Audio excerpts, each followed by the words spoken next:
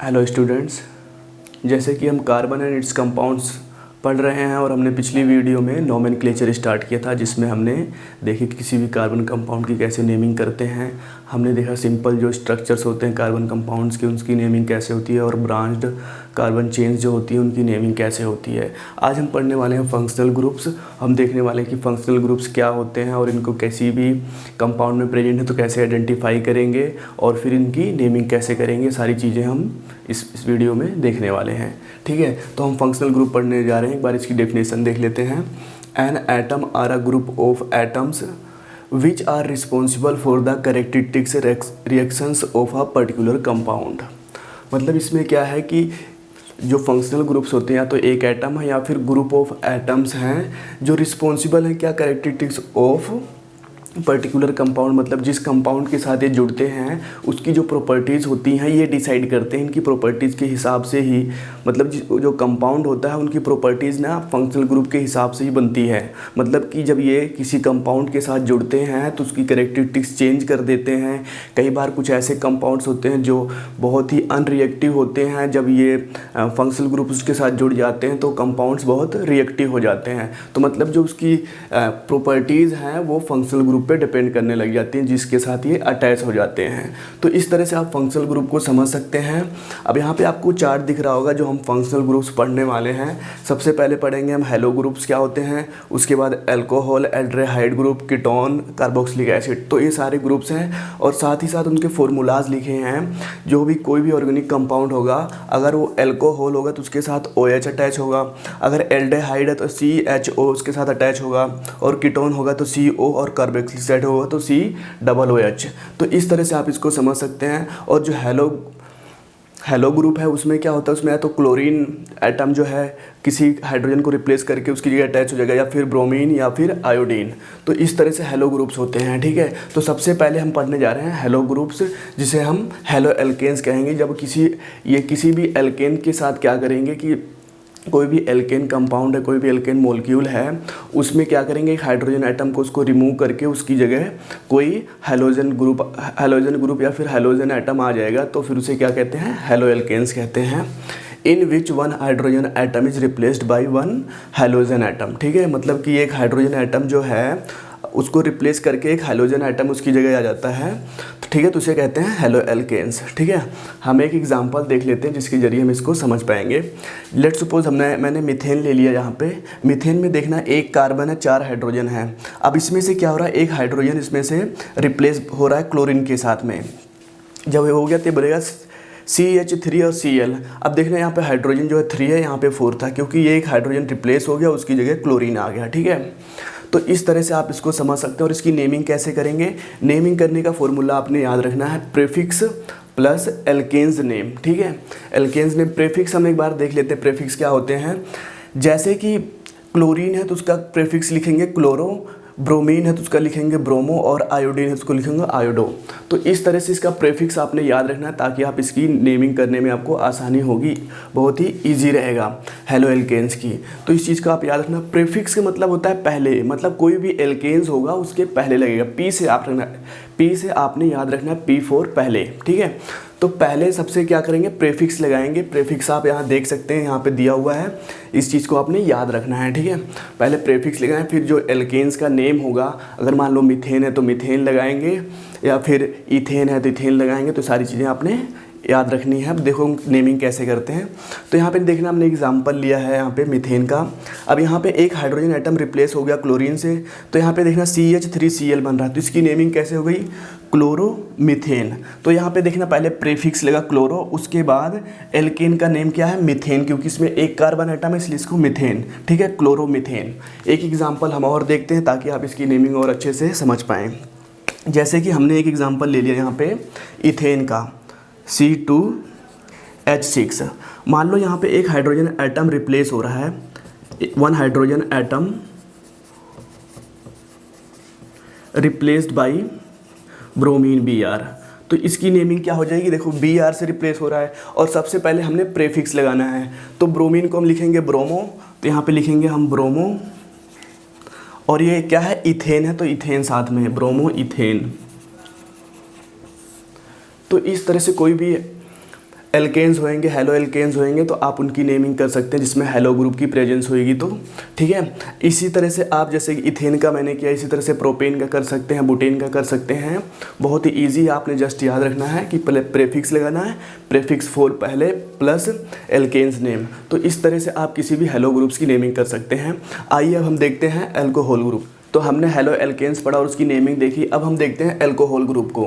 Alcohol group की presence कैसे पता लगती है, यहाँ पे देखना है एल्कोहल किसी भी कार्बन कंपाउंड में या फिर किसी भी कार्बन से अगर OH अटैच्ड होगा तो वो एल्कोहल ग्रुप की प्रेजेंस को बताएगा हमें कि एल्कोहल ग्रुप वहाँ पे प्रेजेंट है। जो AS होता है इसको कौन सा ग्रुप बोलते हैं, तो हाइड्रोक्साइल ग्रुप बोलते हैं, ठीक है, OH को। और ये कार्बन एटम से अटैच हो जाता है उसको एल्कोहल बोलते हैं, ठीक है। अब इस चीज़ को आपने याद रखना है, इसकी नेमिंग कैसे करेंगे। तो देखो जिस एल्केन्स के साथ ये अटैच होगा, लेट सपोज यहाँ पे मैंने मीथेन लिया हुआ है।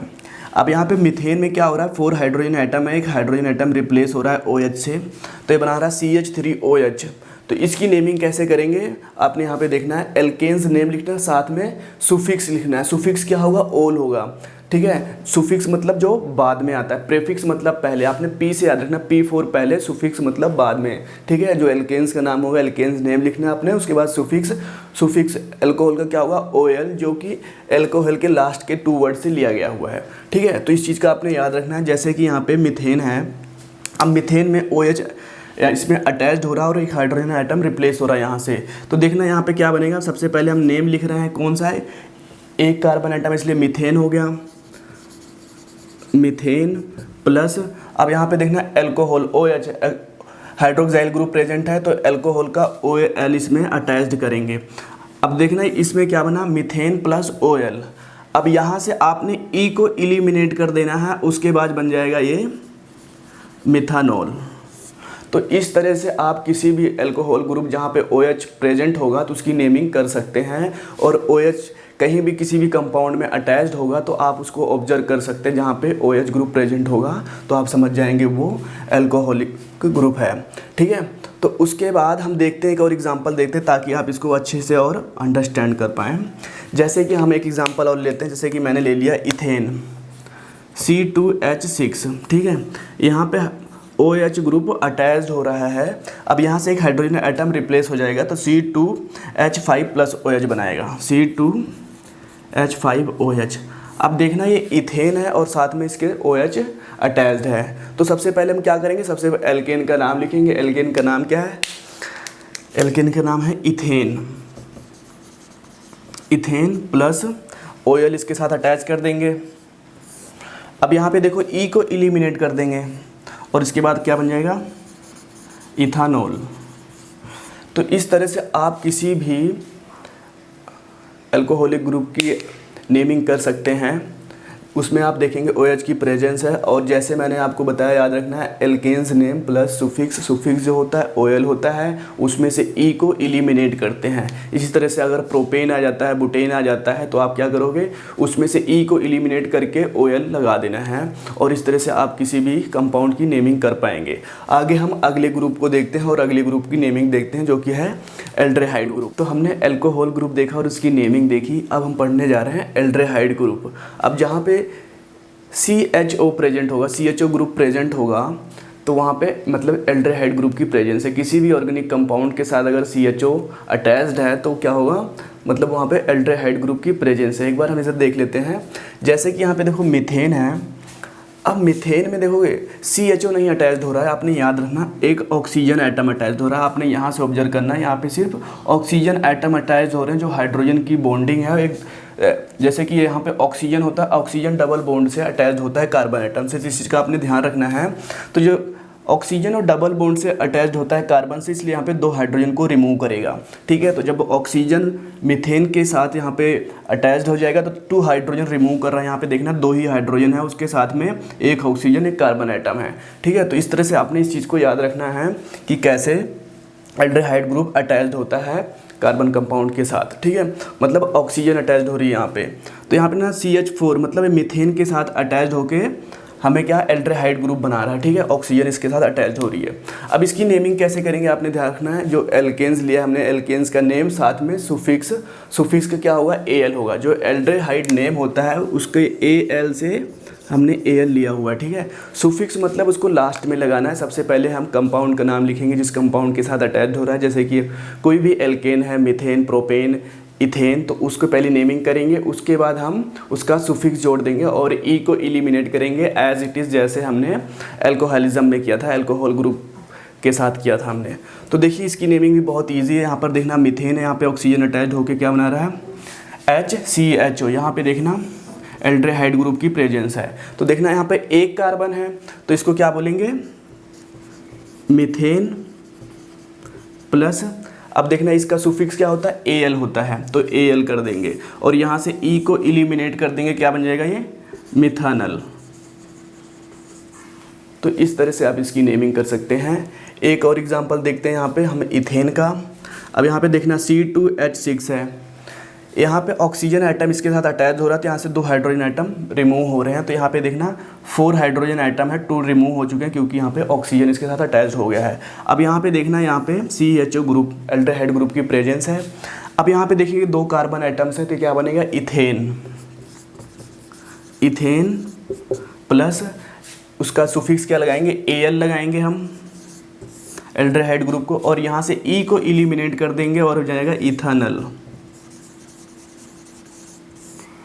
तो इस तरह से किसी भी एल्डिहाइड ग्रुप की प्रेजेंस होगी किसी भी ऑर्गेनिक कंपाउंड में तो आप उसकी नेमिंग कर सकते हैं। आपने ये चीज़ें याद रखनी हैं कि सबसे पहले एल्केन्स का नेम लेंगे और उसका जो सुफिक्स होता है Al वो याद रखेंगे हम, और साथ में E को एलिमिनेट करना है, ठीक है। इस ऑर्डर को याद रखना, पहले एल्केन्स का नाम लिखेंगे उसके बाद सुफिक्स लगाएंगे, ठीक है। तो इस तरह से आप किसी भी एल्डिहाइड ग्रुप की नेमिंग कर सकते हैं। इसी तरह से अगर आपको 3 कार्बन आइटम्स हैं, 4 कार्बन आइटम्स हैं, ठीक है, तो आप उसकी नेमिंग कर सकते हैं। प्रोपानल या फिर बुटानल आ गया तो आप उसकी नेमिंग ईजिली कर पाएंगे। आगे अब हम ग्रुप देखते हैं कीटोन्स को। तो स्टूडेंट्स अब हम देखते हैं कीटोन ग्रुप को। जब भी किसी कार्बनिक कंपाउंड में कीटोन ग्रुप प्रेजेंट होगा तो उसकी नेमिंग हम कैसे करेंगे, ठीक है। तो इसमें देखिए क्या होता है, ketone group always occurs in the middle of the compound. मतलब जो कीटोन ग्रुप होता है ना, हमेशा मिडल ग्रुप, जो किसी भी कार्बन कंपाउंड होगा उसके मिडल में होता है, कभी भी साइड पे नहीं होता, ना लेफ्ट में ना राइट में, हमेशा इन बिटवीन होता है। कार्बन एटम्स के बीच में ही एक कार्बन एटम के साथ अटैच होता है, मतलब कभी भी साइड में नहीं होता, मिडल में आकर होता है। और आपको पता है जब मिडल में ये अटैच्ड होता है तो उसके लिए कम से कम 3 कार्बन एटम्स ज़रूरी है कि कार्बन कंपाउंड में 3 कार्बन एटम्स कम से कम उसमें हो ताकि वो मिडल में एग्जिस्ट करे। तो इसलिए आपने इस चीज़ को याद रखना है कि कम से कम उसमें 3 कार्बन एटम्स होने चाहिए। और उसके बाद जो कीटोन ग्रुप है वो ऑलवेज मिडल में अकर करता है कंपाउंड के। अब देखिए हम इसकी नेमिंग सीख लेते हैं क्या है। अगर कोई भी हम एल्केन्स लेते हैं तो सबसे पहले उस एल्केन्स की नेमिंग लिखेंगे, नेम लिखेंगे और साथ में उसके साथ सुफिक्स क्या लिखेंगे, 1 लिखेंगे, ठीक है। अब यहाँ पे देखना कीटोन के यहाँ से ON से, यहाँ से ONE, यहाँ से इसका सुफिक्स लिया गया है, ठीक है। तो किसी भी अगर जब नेमिंग करने जाएंगे जहाँ पे कीटोन ग्रुप की प्रेजेंस है, कीटोन ग्रुप्स की प्रेजेंस होता है CO, और इसमें देखो C और O कुछ इस तरह से अटैच्ड होते हैं। C जो है और O जो है डबल बॉन्ड के साथ अटैच्ड हैं। तो आपने इस चीज़ को याद रखना है कि कैसे इनकी अटैचमेंट होती है। और कोई भी एल्केन्स लेंगे पहले एल्केन्स नेम लिखना है, साथ में उसका सुफिक्स लिखना है, ठीक है। जैसे कि यहाँ पे देखो हम 3 कार्बन आइटम से स्टार्ट करते हैं क्योंकि कम से कम 3 कार्बन आइटम चाहिए होते हैं। जैसे कि 2 कार्बन आइटम और 1 कार्बन आइटम में नहीं प्रेजेंट होंगे, ये सिर्फ 3 कार्बन आइटम और उसके ज़्यादा कार्बन आइटम्स के जो कंपाउंड होंगे उनमें ही इनकी प्रेजेंस होएगी, ठीक है। जैसे यहाँ पर मैंने ले लिया प्रोपेन, ठीक है। प्रोपेन में यहाँ पर देखना, प्रोपेन में हमने 2 हाइड्रोजन आइटम को रिमूव करके ऑक्सीजन आइटम अटैच कर दिया डबल बॉन्ड के साथ, तो ये क्या बन गया, ये हो गया प्रोपेनॉन, प्रोपेनॉन। तो देखो इसकी नेमिंग कैसे हुई, पहले मैंने प्रोपेन लिखा और प्लस में 1 इसका सुफिक्स। तो देखिए यहाँ पे एल्केन का नेम लिखा और उसके बाद मैंने इसका सुफिक्स लिख दिया और यहाँ से हमने E को एलिमिनेट कर दिया। तो इस तरह से इसकी नेमिंग हमने कर दी एज इट इज़। दूसरा कोई अगर आप इसमें कंपाउंड में प्रेजेंट होगा, लेट सपोज बुटेन में प्रेजेंट है ये, तो सबसे पहले हम क्या लिखेंगे, बुट लिखेंगे, पहले हम बुटेन लिखेंगे, उसके बाद हम उसमें 1 उसका जो सुफिक्स है अटैच कर देंगे और यहाँ से E को एलिमिनेट कर देंगे तो हो जाएगा बुटानॉन। तो इस तरह से आप भी किसी भी ऑर्गेनिक कंपाउंड में अगर कीटोन ग्रुप प्रेजेंट है तो आप उसकी नेमिंग कर सकते हैं। आपने जस्ट ये चीज़ें याद रखनी है, अगर जो मैंने आपको ये पैटर्न बताया है ये आपने याद रखना, उसके सुफिक्स और प्रीफिक्सेस याद रखने हैं, तो किसी भी फंक्शनल ग्रुप की आप नेमिंग ईजिली कर लेंगे। तो हमने कीटोन ग्रुप की नेमिंग देखी। अब हम देखते हैं कार्बोक्सिलिक एसिड ग्रुप की, कि कहीं भी ऑर्गेनिक कंपाउंड में अगर COOH प्रेजेंट है तो मतलब वो कार्बोक्सिलिक एसिड ग्रुप की प्रेजेंस है। तो इस तरह से हम उसको आइडेंटिफाई कर सकते हैं ऑब्जर्व करके। और आप इसकी नेमिंग कैसे करेंगे देख लेते हैं हम। कोई भी एल्केन के साथ अगर अटैच होगा तो सबसे पहले हम उसका एल्केन नाम लिखेंगे और साथ में इसका सुफिक्स लिखेंगे ओइक, ठीक है। और यहाँ से ई को एलिमिनेट करेंगे और प्लस में एसिड लिखना है हमने, क्योंकि ये एक एसिड है तो फिर हमें एसिड लिखना, नेम के साथ में एसिड लिखना कंपलसरी है, ठीक है। तो जैसे कि हम एग्जाम्पल के तौर पर इसको अंडरस्टैंड करते हैं तो ज़्यादा बेटरली अंडरस्टैंड कर पाएंगे। एक बार आप इसके स्ट्रक्चर को देख लेते हैं। जैसे कि COOH है तो देखो इसकी अटैचमेंट कैसे होती है, इसकी बॉन्डिंग कैसे होती है। C और यहाँ पे डबल बॉन्ड के साथ अटैच होगा O और उसके साथ में OH होगा। अगर आप ध्यान से देखेंगे तो यहाँ पे देखना ये कीटोन ग्रुप है और ये अल्कोहल ग्रुप है। मतलब जो कार्बोक्सिलिक एसिड है वो कीटोन ग्रुप और साथ में अल्कोहल ग्रुप दोनों कंबाइन होकर कार्बोक्सिलिक एसिड ग्रुप की फॉर्मेशन कर रहे हैं। तो इस तरह से आप इसको ऑब्जर्व कर सकते हैं। अदरवाइज आप कई बार ऐसे करेंगे, ऑक्सीजन को, दोनों ऑक्सीजन को डबल बॉन्ड से अटैच कर देंगे तो रॉन्ग हो जाएगा। तो आपने इसकी अटैचमेंट याद रखनी है कैसे होती है। लेट सपोज हम मीथेन लेते हैं। देखिए यहाँ पे अगर यहाँ मीथेन लेते हैं तो देखो कार्बोक्सिलिक एसिड में कैसे बनेगा। इसमें देखिए पहले इसमें एक ऑक्सीजन आएगा और एक OH अटैच्ड होगा, क्योंकि एक कीटोन अटैच्ड हो रहा है और एक OH अल्कोहल अटैच्ड हो रहा है, तब जाके कार्बोक्सिलिक एसिड बन रहा है। तो यहाँ पे देखना जब ये इसका बनेगा HCOOH तो देखना यहाँ पे A हो गया, OH अटैच हो गया और यहाँ पे CO हो गया और साथ में हाइड्रोजन हो गया। अब देखो इसकी बॉन्डिंग कैसे होगी, C और यहाँ पे OH ऐसे अटैच होगा और जो ऑक्सीजन है ये डबल बॉन्ड से अटैच होगी, उसके बाद यहाँ पे हाइड्रोजन।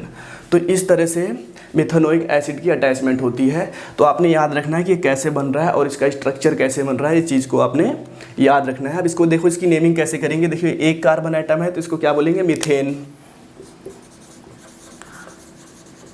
मीथेन। और प्लस इसके साथ में क्या लिखेंगे, इसका सुफिक्स लिखेंगे। सुफिक्स क्या है, मतलब सुफिक्स हमेशा बाद में लगाते हैं, ओइक है, ठीक है, ओइक। और प्लस में इसके एसिड हम लिखेंगे क्योंकि एक एसिड है। तो देखिए यहाँ पे हम ई को एलिमिनेट करते हैं तो क्या बन जाएगा, मिथानोइक एसिड।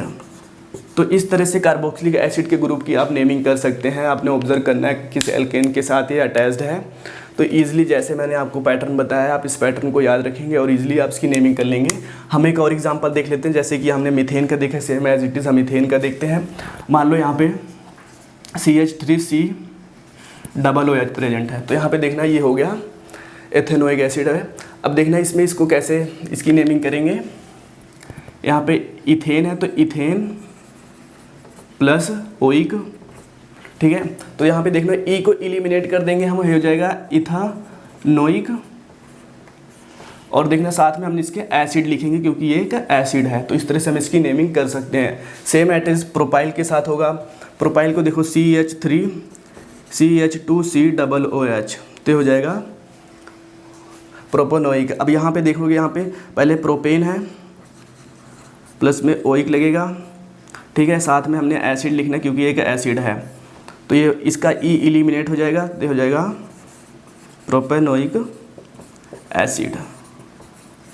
तो इस तरह से आप किसी भी कार्बोक्सिलिक एसिड की नेमिंग कर सकते हैं। आप जस्ट एक बार ऑब्जर्व करेंगे कि कितने कार्बन एटम प्रेजेंस हैं। जितने कार्बन एटम्स प्रेजेंस है उसके हिसाब से आप समझ पाएंगे कि कौन सा एल्केन है।